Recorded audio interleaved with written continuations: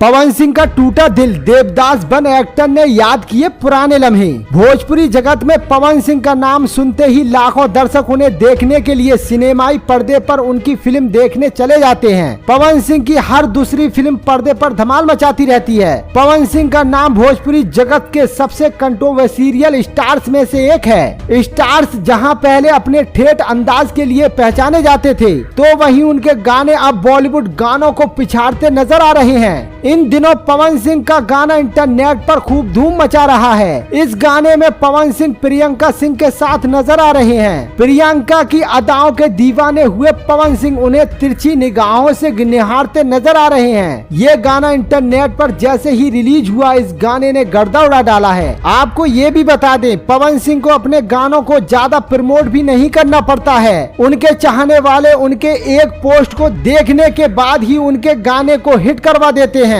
Viral हो रहे गाने में पवन सिंह ने अपने सुरों का जादू चलाते हुए दर्शकों को अपना दीवाना फिर से बना लिया है। आपको बता दें दोस्तों, इस गाने को सलीम सुलेमान के ऑफिशियल यूट्यूब चैनल पर रिलीज किया गया है। ये भी बता दें, इस गाने को देखने के बाद फुल बॉलीवुड वाली फीलिंग दर्शकों को देखने को मिल रही है। दोस्तों, इस गाने के बोल हैं याद आती नहीं। आप भी इस गाने को एक बार जरूर देखें और पवन सिंह से जुड़ी खबरों के लिए मेरे यूट्यूब चैनल को सब्सक्राइब करना ना भूलें।